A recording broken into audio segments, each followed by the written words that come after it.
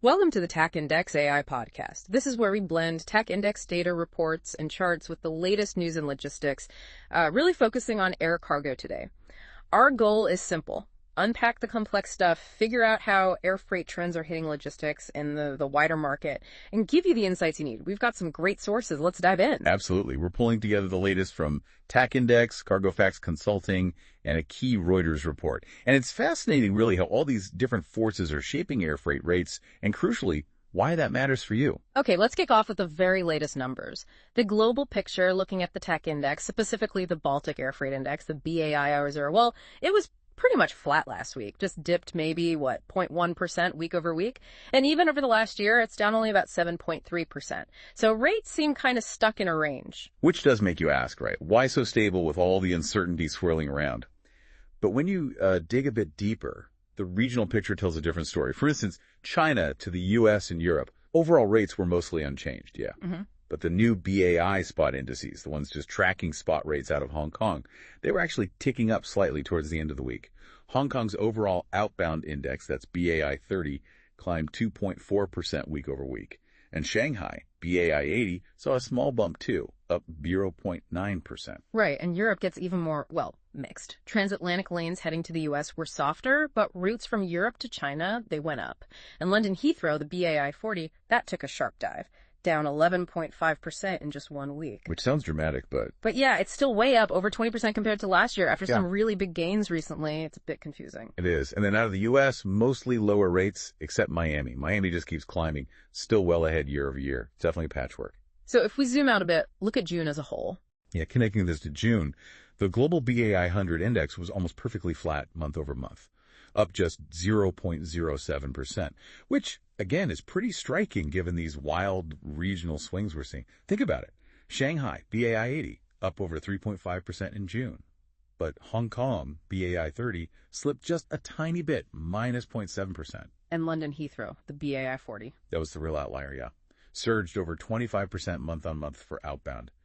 Meanwhile, Chicago exports, BAI 50, just collapsed, dropping over 20%. Huge contrast. Okay, so what's behind all this? These regional shifts versus the global calm. One thing mentioned is the U.S.-China tariff situation, right? That pause back in May. Exactly. That mid-May pause offered some, temporary breathing room. But the underlying issue, the de minimis suspension, that's still making waves. Just to remind listeners, that's the rule change affecting low-value e-commerce shipments into the U.S. Volumes from China dropped sharply because of it. And where did that volume go?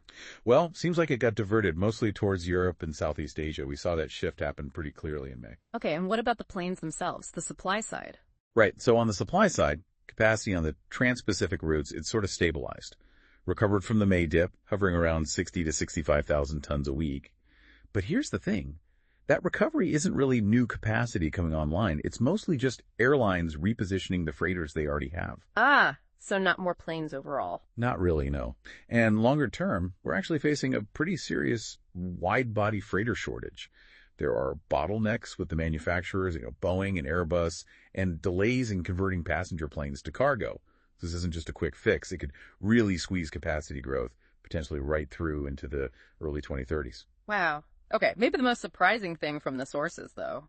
June was, chaotic, right? Escalation in the Middle East, jet fuel prices went crazy high, then fell back. And yet, global air freight rates barely budged. The BAIR only drifted down about 1.1% over those 4 weeks. How? It really highlights something important about air cargo geography. The major lanes, like across the Pacific and the Atlantic, they just don't fly over Middle East airspace typically.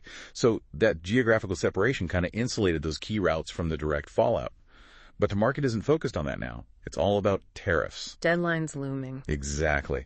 Today, July 9th, that 90-day pause on higher U.S. tariffs on EU goods and others, that's expiring.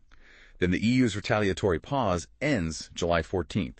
And the big one, the U.S.-China high tariff deal, expires August 10th.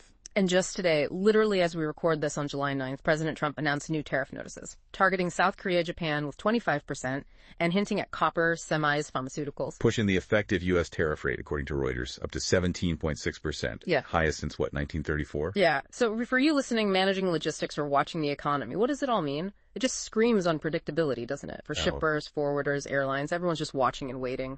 It really paints a picture of a market on a fragile tightrope. You've got these stable headline rates, but underneath there's huge regional volatility and massive uncertainty from geopolitics and trade policy. So wrapping up, what's the big takeaway for global supply chains? Even with this surface calm and air freight rates, the undercurrents are incredibly powerful. Trade lanes shifting because of tariffs, long-term capacity limits. It really makes you wonder, how are businesses going to adapt their logistics when the policy ground keeps shifting so unpredictably beneath their feet? Definitely something to think about.